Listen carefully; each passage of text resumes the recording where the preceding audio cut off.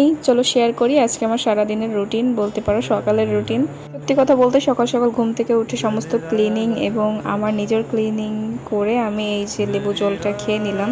সকাল থেকে উঠেই ভিডিও করতে পারিনি। তো আমার ব্রেকফাস্টে আমি আজকে বানিয়েছি এগ পোচ, সাথে একটু ব্ল্যাক পেপার আর লবণও দিয়েছিলাম। তারপর এগটাকে সুন্দর করে ভেজে 2টা ব্রেড নিয়ে সুন্দর করে একটা ব্রেকফাস্ট রেডি করে নিলাম। আর গতকালকে রাতের কিছু লেফটওভার চিকেন ছিল, এটা কিমা করা চিকেন এবং সব কিছু দেওয়াই রয়েছে ম্যারিনেট করা।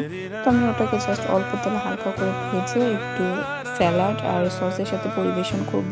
যেহেতু এটা অনেক অল্প তেলে ভাজা, তো এটা শরীরের জন্য কিন্তু অনেক ভালো আর একটা ভালো অপশন ব্রেকফাস্ট। তোমরা চাইলে একটু ট্রাই করে দেখতেই পারো। আর যদি মনে করো রেসিপি লাগবে আমাকে জানিও, আমি অবশ্যই তোমাদের রেসিপিটা দিয়ে দেবো। দেখতেই কিন্তু অনেক লোভনীয় লাগছে আর সত্যি কথা বলতে খেতেও অনেক মজা হয়েছিল। আর এটা কিন্তু অনেক হেলদি, অনেক স্বাস্থ্যকর, তোমরা ডায়েটেও এটা অ্যাড করতে পারো।